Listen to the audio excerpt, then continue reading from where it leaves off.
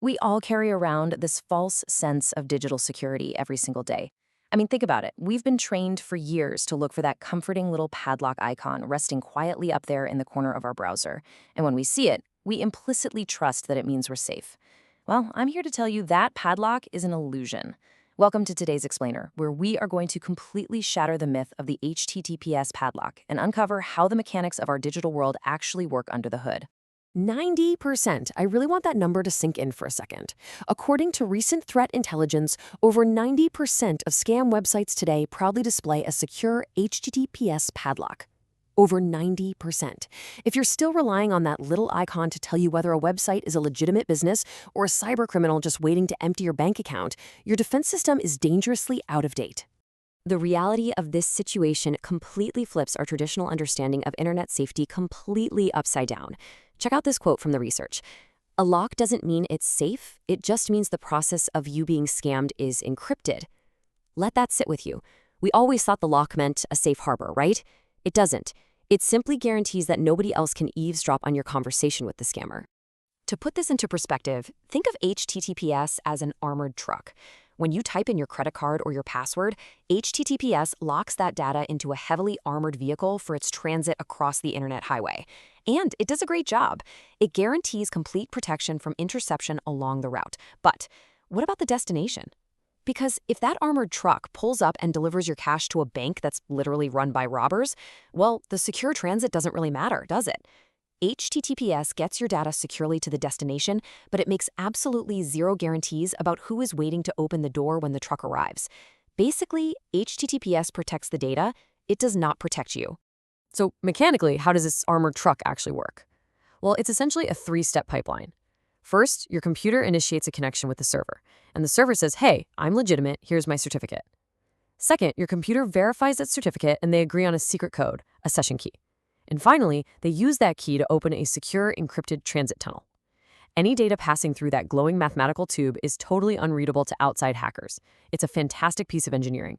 But remember, a perfectly secure tube connected to a malicious server just means you are securely handing over your data straight to the bad guys. And this right here exposes a fatal trust gap in our digital infrastructure. Does HTTPS provide encrypted transit? Yes. Is the data tamper-proof while in that transit? For sure. But does it verify if the website's owners are actually operating legally or if their intent is genuine? Absolutely not. The security lock only checks the mathematical connection status. It completely ignores the actual legality or intent of the website itself. It trusts the domain, not the character of the person renting it.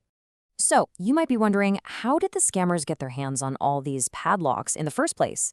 Well, in the early days of the web, getting an SSL certificate, that padlock, was expensive and required rigorous background checks.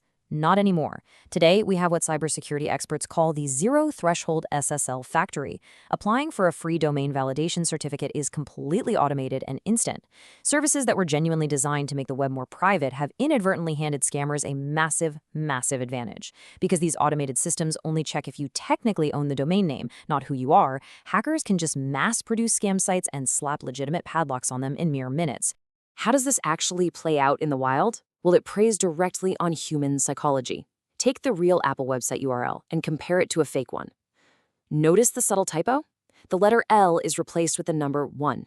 It says app1e.com. The human eye easily misses a typo like this, especially when we're scrolling quickly. But more importantly, our brain is constantly looking for shortcuts.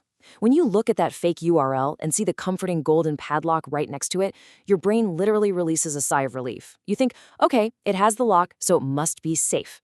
And just like that, you type in your Apple ID and password, handing the whole shebang straight to a cybercriminal over a perfectly encrypted connection. But here's the thing. Even if you never make a typo, scammers have another trap waiting for you: malvertising or malicious advertising.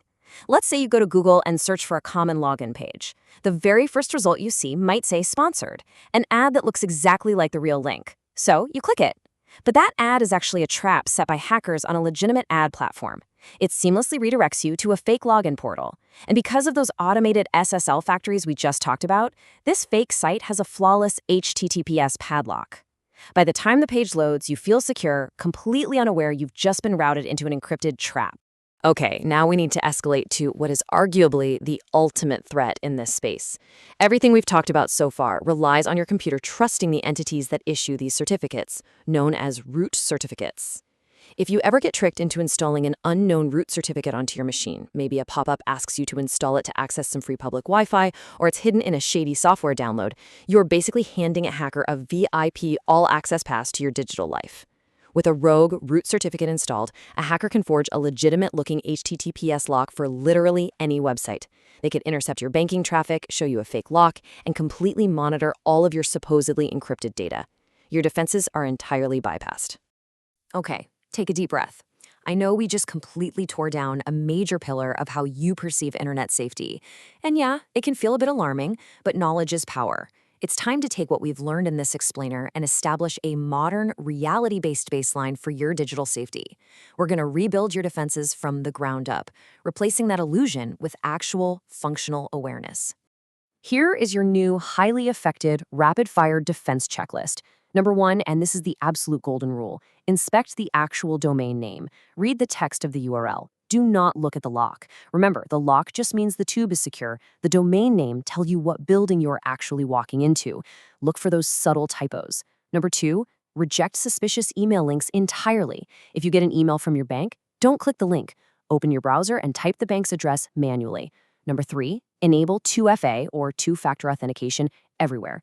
This ensures that even if you do get tricked and a hacker grabs your password, they still can't get in without that secondary code from your phone. And finally, number 4, never ever install unknown root certificates or profiles on your computer or phone, no matter what a website promises you in return. Let's wrap up with a pretty profound reality from our source material. Modern scam sites are more legal than you think. Scammers aren't necessarily hacking their way into your computer anymore. They're using perfectly valid, perfectly legal encryption tools to create completely legitimate-looking illusions. The encryption is entirely real. The lock works flawlessly, but the destination it connects you to is a trap. So the next time you browse the web and you see that familiar little paddle block pop up, are you going to blindly trust it, or will you use your new toolkit to verify exactly whose door it's locking you behind? Stay sharp, stay curious, and as always, keep learning.